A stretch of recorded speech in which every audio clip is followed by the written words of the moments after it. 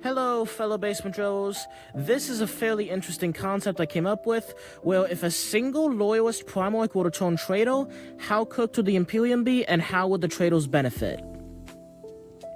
I already recorded a video like this for the traitor side, and I believe the traitor one should have come out first, but who knows. The primark that would hurt the Imperium the least to lose, and the legion that would hold the Imperium least to lose, was the Waving Guard.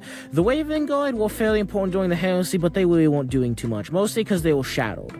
But with the traitors having them, that would be a big problem for the loyalists if they were to join the traitors, because obviously it'd be the full 80,000 instead of 5,000. This would be a big problem because they would constantly be a thorn in the side of all of the loyalists. Not to mention the loyalists would lose out on their only stealth primark because the traitors would have, 2 stealth primarks. The loyalists only had 1. This would just be a big-ass issue. But all in all, compared to everything else, I think it's the most manageable. Next thing else would be the Great Khan and the White Skies. Now, the reason I put the White Skies above the Waving Guard is because of their relationship with the Warp and many of those cycles. I could straight up see most of the White Skies embracing the powers of chaos, but not allowing it to corrupt them, having a good balance and understanding of these powers. With this, I could see them mostly becoming chaos undivided and just using chaos to become as powerful as possible without letting it consume them. Not to mention, the White Scars were just a very good legion when it came to psychic shenanigans and when it came to melee combat. So having them turn traitor I believe it would hurt more than it would Corvus. But one big problem that the loyalists are gonna face is the Plague of Unbelief. Pretty much during the Siege of Terra, Mortarion kept fighting and shitting everywhere, and this was making everyone, super depressed. And the Great Khan beat the shit out of him and made him get out of there, made him wipe his butt and go take a shower. And without that, it's entirely possible that the Loyalists wouldn't have been able to deal with that, but I think they would have found some way how to deal with that. Also, one other reason why it would be a massive problem for the Imperium is because the White Scars were essentially halved. Half of the royals essentially declared that they wanted Horus to be in charge, and the other half stayed loyal to Khan, so when the two got into a scuffle, the Khan eventually sold it out, but they lost a crap ton of royals in that mini civil war. But yeah, not having that civil war, just having everyone turn traitor would be a huge problem. Alright, next up, Vulcan. Vulcan, again, a little shadowed legion, so the actual, legion themselves, they actually took the most casualties, so the legion themselves isn't doing shit. The legion does not matter at all in this scenario. Well, a tiny bit, but not at all. It's mostly just the fact that Vulcan won't be able to, use the Talisman of 7 Hammers, he won't be able to protect the Imperial Palace from Magnus, so it's literally just Vulcan. The Legion doesn't matter, it's literally just Vulcan. Don't get me wrong, Vulcan's very important, but there's no Legion to speak of. Alright, next up, Ferrus Manus. Ferrus Manus is straight up stated by Horus that if he actually turned traitor, we would have won by now. And the Iron Hands do actually kind of back this up in what little we see out of them in the Legion days. We actually see the Iron Hands essentially charge 4 traitor legions and are able to push them back before then getting in the really stupid engagement with before then getting in the melee range with the... So, these guys brute force their way through 4 traitor Space Marine legions just to get into melee with the Emperor's children, the dudes who are best at melee. The Iron Warriors are strong, but they are ranged combatants. That was fucking stupid. And because of that, their Primarch got decapitated and was the first dead Primarch. So having that strong of a legion on the traitor side would have been a huge problem. Because again, in terms of brute strength, they were probably right up there with the Iron Warriors, Iron Hands and Iron Warriors. So yeah, they would be a huge problem. They would probably take Terra if these guys were there. Alright, next up, the Ultramarines. 300,000 Space Marines. The biggest legion by far. Now, they themselves weren't really there in the Siege of Terra, but they took a massive beating from the World Bearers, the Night Lords, and from the World Eaters. They killed tens and tens of thousands of Space Marines from all of Legion.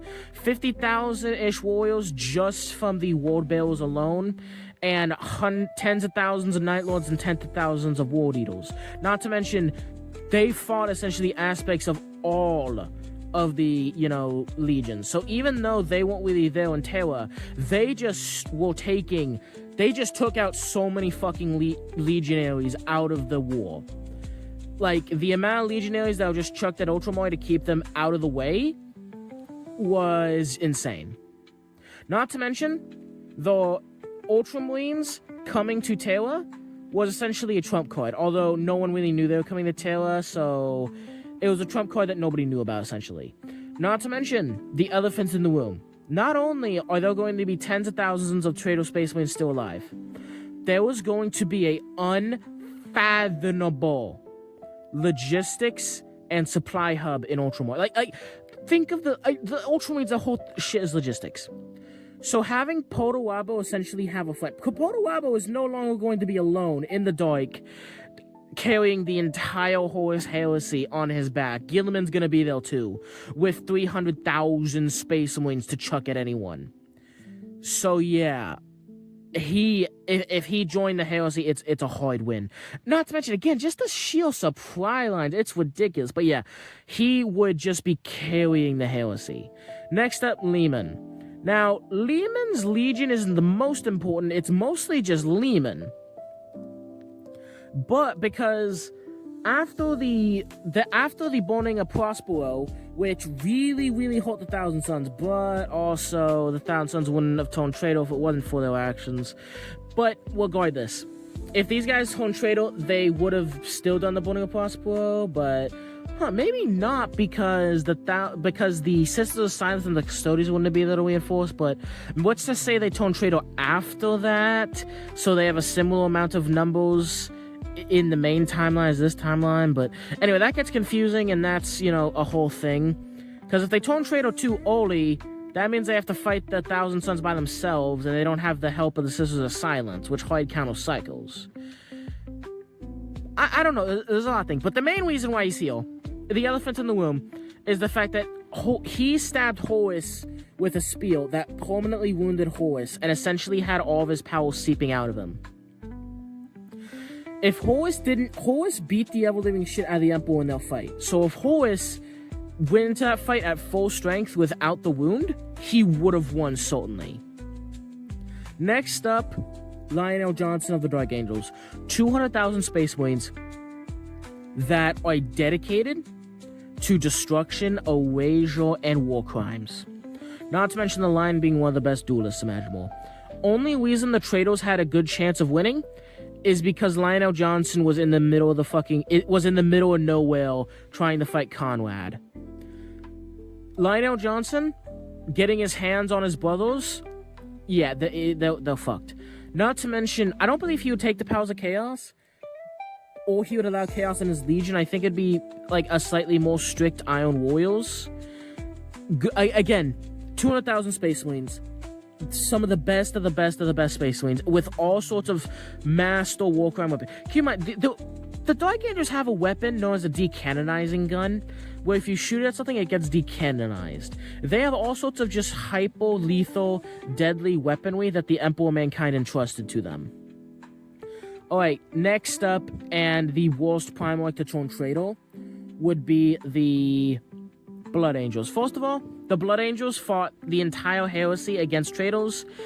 During the Siege of Terra, they fought off the War Eaters, they fought off these guys, they fought off these guys, and they also defended the Infinity Gate from demons and from traitors. On top of that, the Blood Angels simply not being on the loyalist side to help defend, that's a tragedy. Oh, not to mention, a lot of the planets up until Terra, the Blood Angels help defend, fortify, and lead defenses against. So they would also be losing a general there too. Meaning that the traitor forces would hit Terra even stronger with way less defenses. But that's not the main issue. The main issue is the fact that Horus knew that the gods wanted Sanguinius to be their champion, not Horus. So Sanguinius Turning Traitor would become the new War Master almost certainly, and would be flooded with so much power that he'd essentially be able to just one-tap the Emperor. Sanguinius was so much stronger than Horus, and would be able to take so much more power from the gods. Not to mention, given his vicious just nature, like, he's super noble on one side, but then he's a bloodthirsty psychopath on the other side. Him giving into that bloodthirsty psychopath, even for a second, with all of Horus's power, but even stronger because he can take more power because he's more powerful, the Emperor was getting fucking demolished. No difficulty. And again, the Emperor was only able to defeat Horus, someone weaker than Sanguinius, due to the fact that he played into Horus's emotions and his ego. If Sanguinius starts going fucking berserk, there is no just appealing to his ego. It's just getting whipped apart. Not to mention the Blood Angels would just be whipping apart Loyalists left, right, and center. Alright, what did you think of today's video? Do you like this one more, or did you like the Traitor one more? Also, I forgot to explain this in the beginning of the video, in case you didn't know. The reason why Wogo Dawn wasn't on this list is because Wogo Dawn is essentially the Loyalist version of Horus, where he's essentially the Primark who's leading everything. From the get-go, he was the one leading defenses against the Traitors. He was the one right beside the Emperor. He was the Praetorian of Terror. So taking him out of the play would essentially, you'd have to rewrite so much of the story. Again, that's the same reason I didn't include Horus in the other video. So yeah, what do you think of today's video? If I were to turn Wogo Dawn Traitor, what number do you think he would be? Anyway, thank you for watching, and I will catch you in the next one.